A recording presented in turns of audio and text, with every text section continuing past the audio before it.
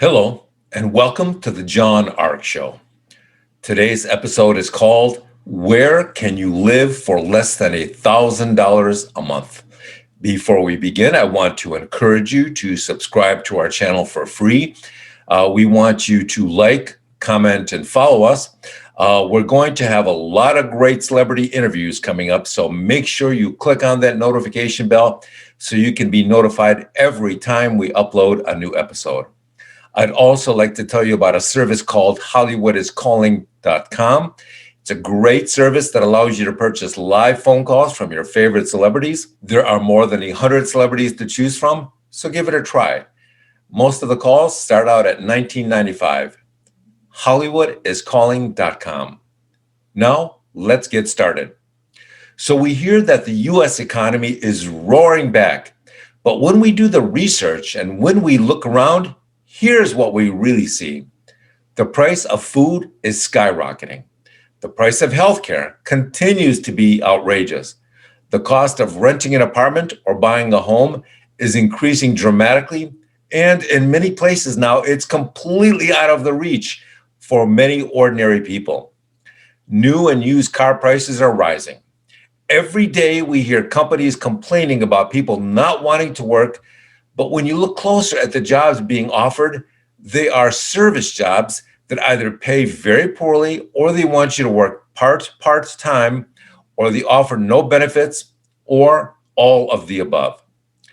While all of this is happening in the economy, a lot of people look at what's happening in their city services and in their towns, and they see that everything is deteriorating. Their police are being defunded, and those police that are still left working there are there under tremendous political pressure from their superiors, not to arrest criminals, but rather to engage in revenue-generating exercises like writing traffic tickets and fining people for all sorts of ridiculous reasons. In some cities, you can openly buy and sell and take heroin on the streets in full view of everybody, including in full view of police officers walking by. But if you're a soccer mom on her way to her son's school, driving 5 miles over the limit, then a traffic cop will hit you with a very expensive series of tickets. It's amazing how just going 5 miles over the limit can result in getting so many tickets. You would think that would just be one ticket. No. You'll get a series of tickets for doing all sorts of nonsense. And many of those tickets are really subjective. So you have millions of people living on very modest incomes, looking around and asking themselves, where can I continue to live like a human being with some minimal level of dignity without ending up on the sidewalks or the streets like so many other people are doing now? Well, they're looking around and they see that the cost of living in some foreign countries is much lower. The crime is very low. The quality of life is significantly better. The food is much more natural and is not polluted by chemicals or genetic modification. And most notably, people are friendlier and more hospitable. So they're going online and doing some research to see what the most favorable countries are to live in. They're asking questions like, what's the cost of living? What are the requirements to relocate and live in these other countries long term? What steps should they take in doing so?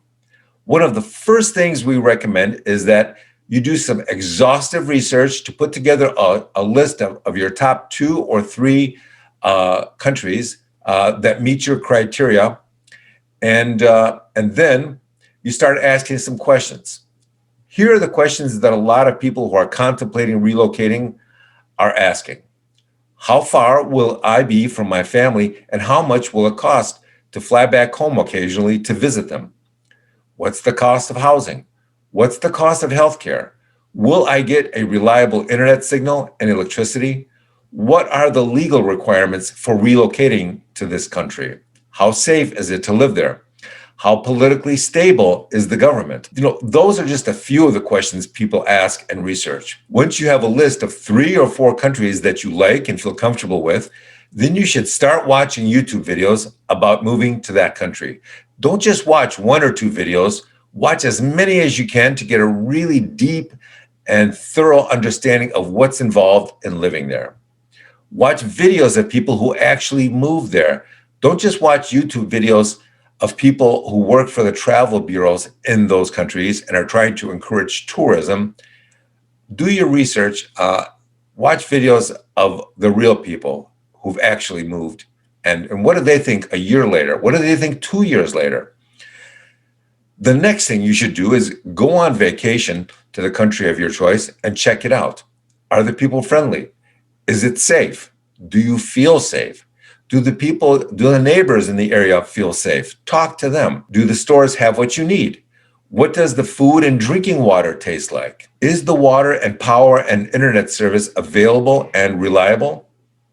Can you get satellite TV that shows American channels and news and sports? Is there an American embassy within 100 miles of your new home? We did some research on potential foreign countries to live in for under $1,000 a month, and here's what we found. The first place that got our attention was Indonesia. The rents are about $200 a month, but you can easily get a villa with a pool if you have a larger budget. Utilities, those are about $75 a month. They have high-speed 100 megabytes per second internet, and you can get a 90-day visa, but if you want to stay longer or extend your stay, all you have to do is what's known as a border run. That's where you catch a short, inexpensive flight to Kuala Lumpur or Singapore, stay there for a day or two, and then just come right back. That will allow you to extend your visa. The best island for quality of life in Indonesia is Bali. The prices are higher there, but there are many more amenities, lots of expats, lots of restaurants. You're going to enjoy it. If you're a digital nomad, meaning somebody who makes their living with their laptop, then Canggu is where you want to be. It has lots of cafes with fast Wi-Fi, co-working spaces, beautiful villas, and there are a lot of places to rent a motorbike for $50 a month. Now, option number 2 is Thailand. This is a place where you can rent an apartment for $200 a month and a motorbike for $50. The city of Chiang Mai is one of the cheapest places to live, and the internet service there is extremely fast. If you visit Koh Phangan, then you can rent a little beach bungalow there for about $500 a month. If you want to live in the city, then Chiang Mai and Bangkok are going to be your best options. Airbnb rental prices are pretty high, so try and rent something outside of Airbnb, but just be mindful of the scammers. Option number 3 is Malaysia. The most popular cities for digital nomads are Kuala Lumpur and Penang. You can find apartments on Airbnb and in local Facebook groups, but they're definitely a bit pricier in the capital. Now, option number 4 on our list is the Philippines. You can get a 1-bedroom apartment for $150 a month. The internet here may be a bit slower, maybe 5 megabytes per second, but the people are extremely nice and helpful and always eager to meet and perhaps even marry an American. So with all of this in mind, I want you to make sure you do your own research and due diligence. And the most important thing is don't even think of buying any real estate in any of these places until you've lived there for a year and are positive that you want to stay there indefinitely. Otherwise, just rent. Selling homes in these foreign countries is complicated, difficult, and can take an awful long time. So thanks again for watching. And I want to tell you that we're going to have more great celebrity interviews and more breaking news stories coming up in the future. So we want to encourage you to subscribe to our free channel and click on the notification bell so you can get notified every time we post a new story. Thank you for watching, and we shall see you soon.